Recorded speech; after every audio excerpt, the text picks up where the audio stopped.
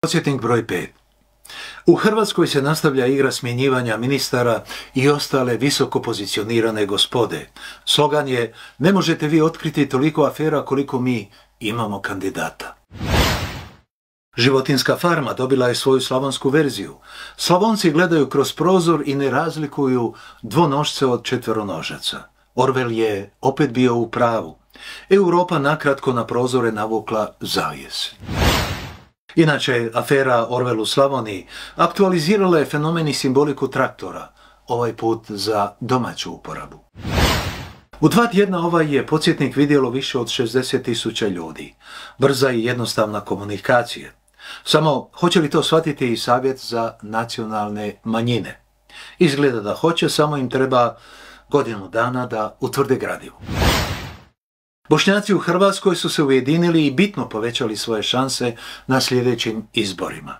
Čestitke Berminu i Jarminu, koji su postali primjer bošnjačkim političarima i visoko podigli letvicu. Nakon prijateljskih razgovora i dogovora odlučili da ćemo na ovim izborima, parlamentarnim izborima koji nam uskoro dolaze, podržati jednog kandidata. Taj kandidat je gospodin Armin Hodžić. Gospodin Hodžić se u zadnjih 10 godina profilirao u jednu osobu koju treba podržati. Svi smo sazreli u bošnjačkoj zajednici. Vidimo zapravo da periodi nejedinstva bi trebali biti iza nas i da zajedno gradimo neke nove obrasce, neke nove paradigme djelovanja Bošnjaka u Republici Hrvatskoj. Berminov iskorak i pokazatelj njegove moralne snage bio je pretpostavka da napravimo sve ove daljnje dogovore. Kao što ste već čuli, dakle ja ću biti kandidat Bošnjaka u 12. izbornoj jedinici za predstavnika Bošnjaka, Albanaca, Crnogoraca, Makedonaca i Slovenaca. Htio bi podvući da se ovako nešto nikada, ali baš nikada do sada nije dogodilo među Bošnjacima u Hrvatskoj, uključujući i 2003., 2007. i 2011. kada smo pobjeđivali na parlamentarnim izborima i imali svoga predstavnika u Hrvatskom saboru. U Ilici 54 u Zagrebu predstavljena je ovih dana knjiga Huseina Muratovića Bosna se brani istinom. Iz publike je stiglo pitanje: a čime braniti istinu?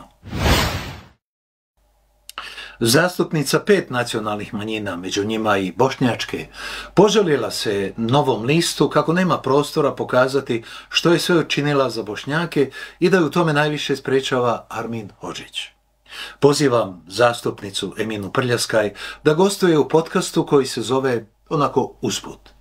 S Arminom ili bez njega. Pola sata argumenata. Nadam se da aktualna neće propustiti priliku da kaže sve što zna.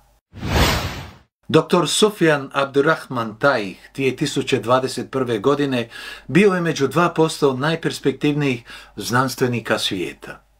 Bavio se teorijskom fizikom i primijenjenom matematikom. Ubila ga je jedna od granata kojim cionisti svakodnevno pretvaraju gazu u prah i pepeo. Budući da se bavio teorijskom fizikom i primijenjenom matematikom, granata je očigledno izračunala da je sigurno bio Hamasovac. Dobitnik Pulitzerove nagrade Christopher Hedges jasno je ovih dana rekao da se u Palestini ne vodi rat protiv Hamasa nego protiv Palestinaca. Sve više ljudi to vidi. Oni koji to ne vide upravljaju medijima, vladama i nadzornim odborima velikih korporacija. Miko Pelet, sin izraelskog generala, tvrdi da je ono što cionisti rade u Gazi terorizam. Jesu li njegove riječi antisemitske ili naprosto istinite? Polovni političari u Hrvatskoj kupuju polovne tramvaje i polovne zrakoplove. A zamislite gdje bismo završili i gdje bi završili polovni političari da imamo one prave. Mala škola bosanskog jezika. Što znači riječ jamiti, poznata iz Rojsove političke poslanice: ko je jamio, jamio je.